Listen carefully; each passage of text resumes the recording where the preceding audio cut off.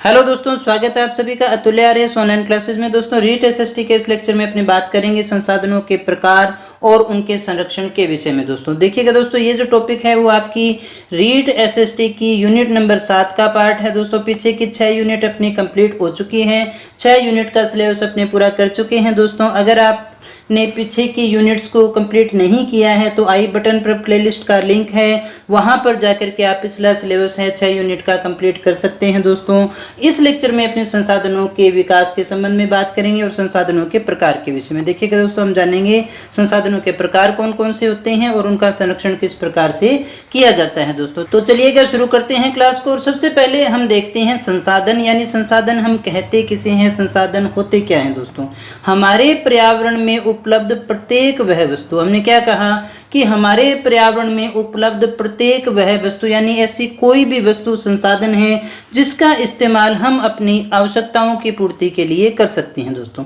तो यहाँ सीधी भाषा में हम बात करें तो पर्यावरण में उपस्थित कोई भी वस्तु यानी प्रत्येक ऐसी वस्तु जो हमारे लिए उपयोगी है, हमारी आवश्यकताओं की पूर्ति करती है, वो हमारे लिए संसाधन है, जिसे बनाने के लिए, उपयोग में लेने के लिए हमारे पास में प्रौद्योगिकी है और जिसका इस्तेमाल जो है वो सांस्कृतिक रूप से क्या है, मान्य है। दोस्तों यहाँ पर दो बातें हमें देखिएगा जान लेनी है। नंबर एक तो कि क्या वो चीज़ हमारे लिए उपयोगी है, दूसरी बात कि क्या वो सांस्कृतिक रूप से मान्य है या नहीं।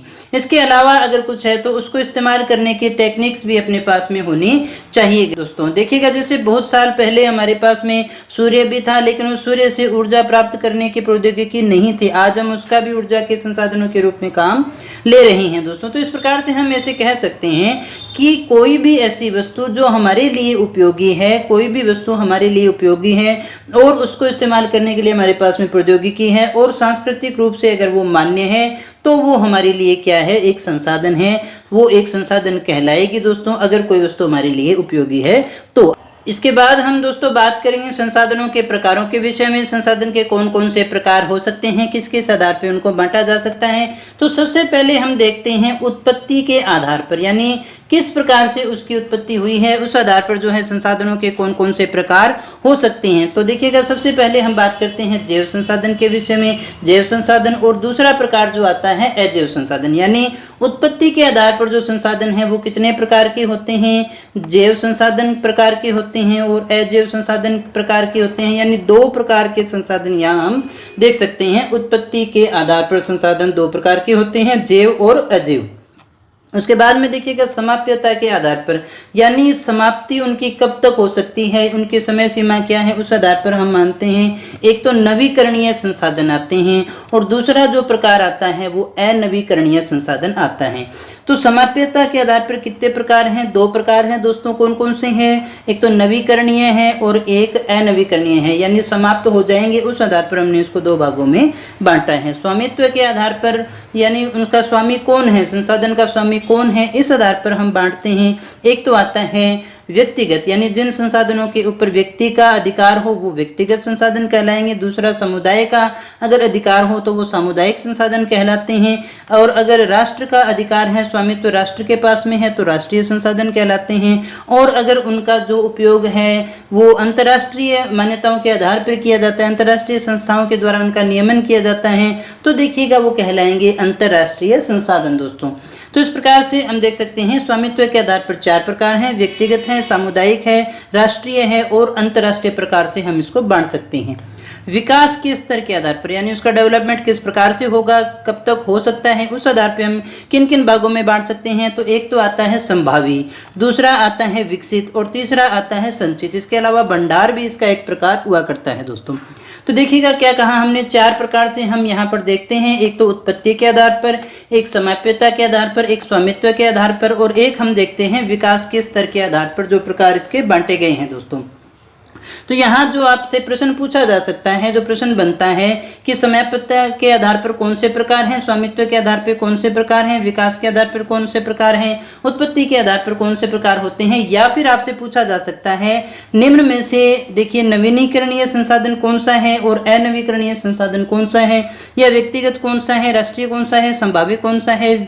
ऐसे पूछा जा सकता है निम्न में से विकसित संसाधन का जो उदाहरण है या नहीं है। दोस्तों इस प्रकार के प्रश्न आपसे यहाँ पर पूछे जाने की संभावना रहेगी दोस्तों। बड़े मुश्किल प्रश्न यहाँ पर नहीं बनते हैं, आसान से क्वेश्चन ही बनते हैं, बड़ी आसानी से आप इनके आंसर निकाल पाएंगे, बस उनको परीक्षा के अंदर थोड़ा ढंग से पढ़ लेना दोस्तों। आगे हम बात करते हैं इनके प्रकारों के विस्तृत रूप के विषय में। देखिएगा तो सबसे पहले हम बात करते हैं उत्पत्ति के आधार पर संसाधन कौन कौन से थे। तो इसमें जो पहला प्रकार था वो हमने देखा था जैव संसाधन। जैव संसाधन, जैव संसाधन नाम से ही स्पष्ट है, जो जीव हैं, यानी जो संसाधन हमें जैव मंडल से मिलते हैं। ऐसे संसाधन जो हमें कहाँ से मिले हैं, जैव मंडल से मिले हैं। और जैव मंडल कौन सा, जहाँ पर जीवन की संभावना है दोस्तों। तो जैव मंडल से जो संसाधन मिलते हैं उन्हें हम जैव संसाधन कहते हैं। जैसे कि मनुष्य आ गया, वनस्पति आ गई, मछलियाँ आ गई, प्राणी जात आ गया और पशुधन आ गए। इस प्रकार के जो संसाधन हैं वो जैविक संसाधन माने जाते हैं दोस्तों। दूसरा अजैव संसाधन, वे संसाधन जो हमें निर्जीव पदार्थों से मिलते हैं दोस्तों। ऐसे संसाधनों को हम कहते हैं अजैव संसाधन। कौन कौन से हो सकते हैं, जैसे मिट्टी, हवा, पानी, धातु और पत्थर। यहाँ दो प्रकार हमने देखे, एक तो जैव संसाधन थे और दूसरा था अजैव संसाधन। और अगर इसको आप आसान भाषा में समझना चाहें तो देखिएगा, जो संसाधन जीवित हैं, जिनमें प्राण है, वो जैविक संसाधन हो गए, और जिनमें प्राण नहीं होता है वो अजैव संसाधन हो गए। देखिएगा, निर्जीव पदार्थ जो हैं वो सारे के सारे अजैविक संसाधन हो गए, और जो जीवित हैं, जिनमें जैव मंडल के अंदर जो पाए जाते हैं वो सारे के सारे जैव संसाधन की श्रेणी में आते हैं। अब देखिएगा, अगर आपसे पूछा जाए पशुधन कौन सा संसाधन है तो वो होगा जैव संसाधन, क्योंकि उसमें जीवन है और वो जैव मंडल में मिलता है दोस्तों। पत्थर क्या हुआ, पत्थर में जीवन नहीं है, इसलिए वो क्या कहलाएगा, अजैव संसाधन के रूप में अपने मान करके चलते हैं। तो उत्पत्ति के आधार पर कितने भागों में बांटा जा सकता है, दो भागों में। नंबर एक जैव संसाधन और दूसरा है अजैव संसाधन दोस्तों। इसके बाद में देखिएगा दोस्तों, बात करते हैं अपने समाप्यता के आधार पर संसाधन कौन कौन से हो सकते हैं। तो सबसे पहला प्रकार जो आता है इसमें वो था नवीकरणीय संसाधन, यानी जिनका नवीनीकरण संभव है। वे संसाधन जिन्हें हम भौतिक, रासायनिक या फिर यांत्रिक प्रक्रिया से नवीकृत कर सकते हैं या फिर उन्हें पुनः प्राप्त किया जा सकता है। यानी ऐसे संसाधन जिन्हें हम भौतिक या रासायनिक या यांत्रिक प्रक्रिया से नवीकृत कर सकते हैं या उन्हें हम पुनः प्राप्त कर सकते हैं, तो उन्हें हम कहेंगे नवीकरणीय योग्य संसाधन या फिर नवीकरणीय संसाधन हम उन्हें कहा करते हैं। तो नवीकरणीय संसाधन कौन से हो गए, ऐसे संसाधन जिन्हें हम भौतिक, रासायनिक या यांत्रिक प्रक्रिया से पुनः प्राप्त कर सकते हैं दोस्तों। और ऐसे संसाधन कौन कौन से होते हैं, उदाहरण के रूप में हम देखेंगे पवन ऊर्जा, सौर ऊर्जा और जल है और जीव जंतु हैं, ये वापस आ सकते हैं। तो इसलिए हम इन्हें क्या कहेंगे, नवीकरणीय संसाधन के नाम से जानते हैं दोस्तों। फिर दूसरा प्रकार जो आता है वो रह गया अनवीकरणीय संसाधन। अनवीकरणीय संसाधन कौन से होंगे, ऐसे संसाधन जिन्हें हम किसी भी प्रक्रिया से नवीकृत या पुनः प्राप्त नहीं कर सकते हैं दोस्तों, यानी जो खत्म हो जाएंगे उन्हें हम अनवीकरणीय संसाधन या अनवीनीकरणीय संसाधन के नाम से जानते हैं, क्योंकि ऐसे संसाधनों के निर्माण में लाखों वर्ष लग जाते हैं दोस्तों। जैसे जीव जंतु हैं तो उनको दोबारा पैदा होने में बहुत ज्यादा समय नहीं लगता, लेकिन अगर आप कहें जीवाश्म ईंधन की बात करें, जैसे कोयले की बात करें, तो कोयले का तो क्या है, भंडार है, एक समय के बाद में उपयोग में हम ले लेंगे तो वो समाप्त हो जाएगा। जैसे धातु है, क्योंकि इनके निर्माण के अंदर लाखों वर्षों का समय लगा है, तब वो आज हमारे सामने है दोस्तों। तो इस प्रकार के जो संसाधन है वो कहलाएंगे अनवीकरणीय संसाधन। तो क्या कहा हमने, समाप्ति के आधार पर दो प्रकार के बांटे, नवीनीकरणीय और अनवीनीकरणीय, या फिर नवीकरणीय या अनवीकरणीय। यानी जिन्हें हम दोबारा प्राप्त कर सकते हैं तो वो देखिएगा नवीकरणीय है, यानी उन्हें दोबारा प्राप्त करना आसान है। अनवीकरणीय लाखों सालों के बाद में ये बनते हैं और खत्म हो जाएंगे अगर उनका निरंतर अपने उपयोग करते रहेंगे, तो एक समय सीमा के आने के बाद में उनका एक निश्चित भंडार है और वो समाप्त हो जाने वाला है दोस्तों।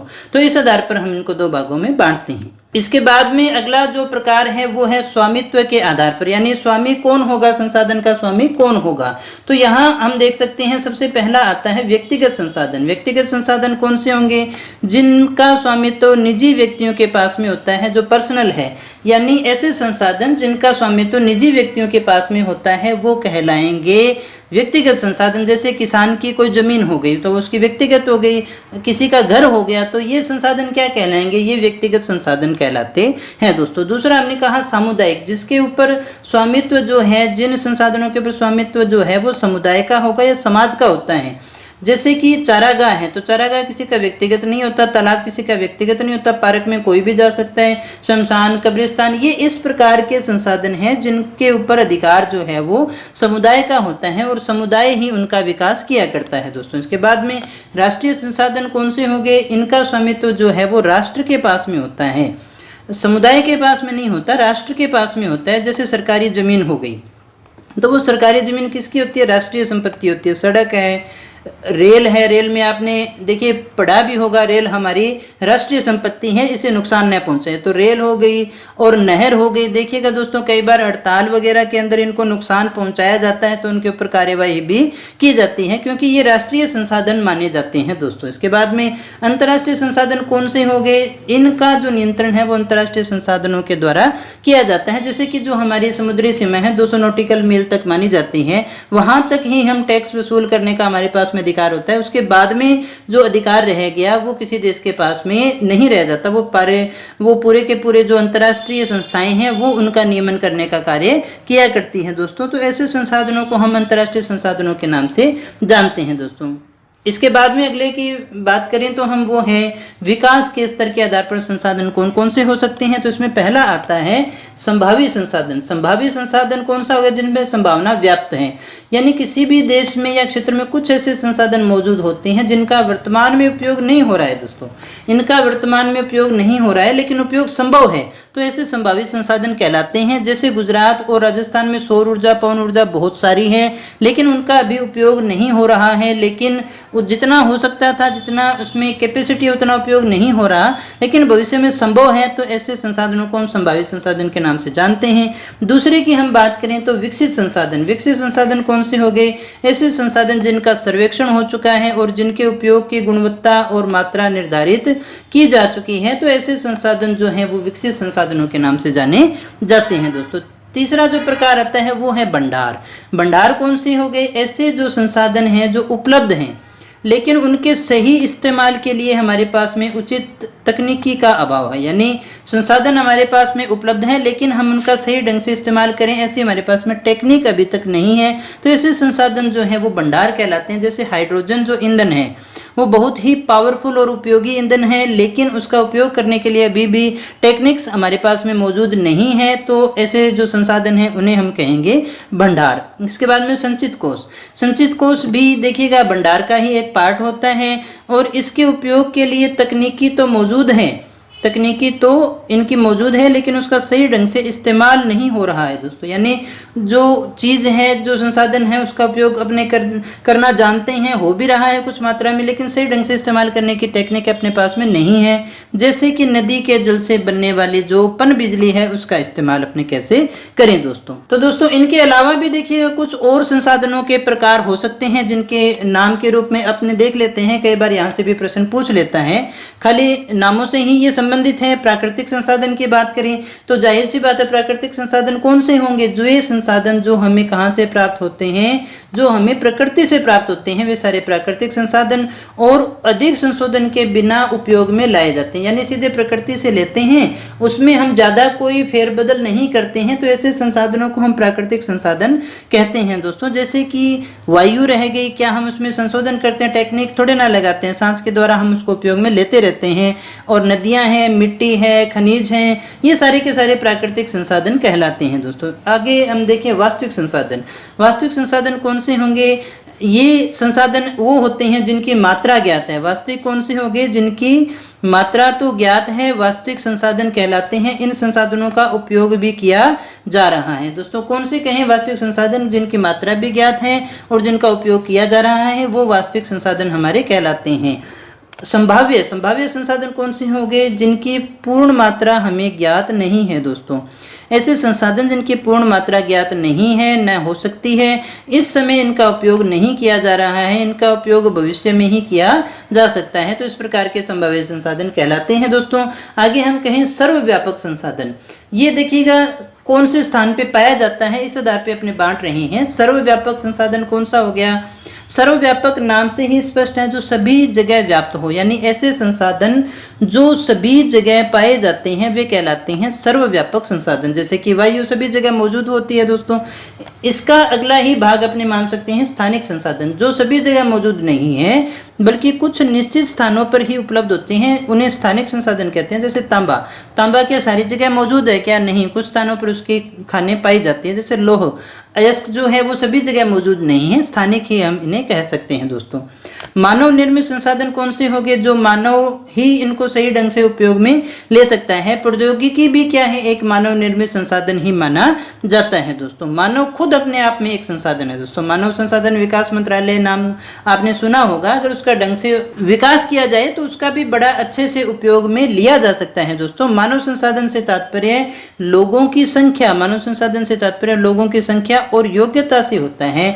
योग्यता कौन सी? शारीरिक योग्यता और मानसिक योग्यता, दोनों को अपने यहाँ पर शामिल करते हैं दोस्तों। मानव संसाधन से तात्पर्य लोगों की संख्या और योग्यता से मान करके चलते हैं दोस्तों। अब हम देख लेते हैं अगला पार्ट के रूप में संसाधनों का संरक्षण किस प्रकार से किया जा सकता है। संरक्षण की आवश्यकता है क्योंकि हमने देखा कि संसाधन हमारे लिए क्या है?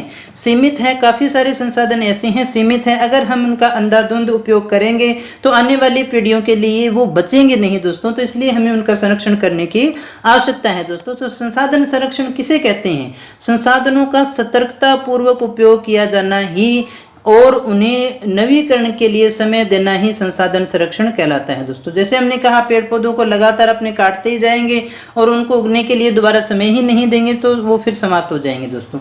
यानी इस तरह से हमें सतर्कता पूर्वक उपयोग करना है कि उन्हें नवीकरण के लिए थोड़ा समय मिल जाए तो वो वापस से तैयार हो सके। तो वो चीजें क्या कहलाती हैं? संसाधन संरक्षण के अंतर्गत आती हैं। हम यहाँ पर सामान्य भाषा में से कह सकते हैं संसाधनों का तर्कपूर्ण उपयोग, यानी आवश्यकता के अनुसार ही अपने को उपयोग करना है, अंधाधुंध उपयोगों उसका नहीं करना है। आने वाली पीढ़ी के लिए भी हमें उसको बचा करके रखना है दोस्तों। संसाधनों का नियोजित एवं विवेकपूर्ण ढंग से उपयोग करना ताकि हमें अपने संसाधनों का एक लंबे समय तक पर्याप्त लाभ हो सके, हम उसका निरंतर लाभ ले सकें। क्योंकि संसाधन सीमित है इसलिए संसाधन संरक्षण किया जाता है। और संसाधनों के संरक्षण के लिए आवश्यक है सतत पोषणीय विकास। ये बहुत अच्छा शब्द है, ये आजकल जो है काफी ज्यादा चर्चा में रहता है। सतत पोषणीय विकास क्या कहलाता है? ये कहलाता है संसाधनों का उपयोग करने की आवश्यकता और भविष्य के लिए उन्हें संरक्षण में संतुलन बनाए रखना। यानी जो हमारी आवश्यकता है और भविष्य के लिए बचा करके रखना, उनमें एक जो संतुलन बनाए रखना है उसे ही हम सतत पोषणीय विकास कहते हैं। साधारण भाषा में हम कहें तो वही वापस बात आती है संसाधनों का तर्कपूर्ण उपयोग करना ताकि आने वाली पीढ़ी के लिए भी हम उनको बचा करके रख सके दोस्तों। इसके बाद में हम देखते हैं कि संसाधनों का संरक्षण किस प्रकार से किया जा सकता है, इसके उपाय क्या हैं। तो बड़े साधारण से उपाय के रूप में हम देखेंगे कि प्रत्येक व्यक्ति को इसका उपभोग जो है वो कम करना पड़ेगा और वस्तुओं के पुनः चक्रण और पुनः उपयोग पे बल देना पड़ेगा कि पुनः चक्रण को चालू किया जाए और चीजों को इस प्रकार से काम मिले कि बार बार उनका उपयोग हो सके। ऐसे टेक्निक्स को हमें विकास करना पड़ेगा ताकि किसी भी संसाधन को हम बार बार काम में ले सके दोस्तों।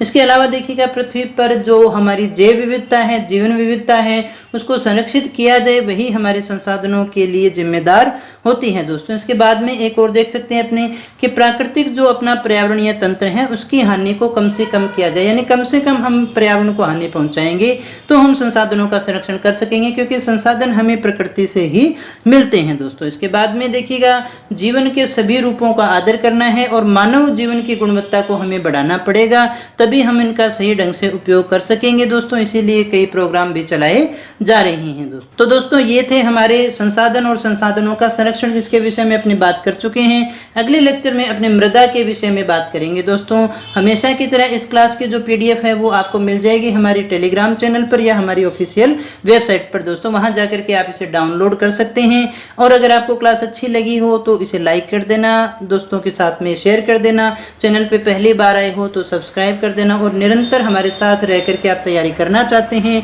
और हमसे जुड़ना चाहते हैं तो सब्सक्राइब करने के साथ साथ बेल आइकन को दबा देना ताकि आपकी तैयारी नियमित रहे, क्लास आते ही आपको तुरंत प्रभाव से नोटिफिकेशन मिल जाए दोस्तों। मिलते हैं अगली क्लास में, तब तक बने रहिए हमारे साथ। Thank you very much.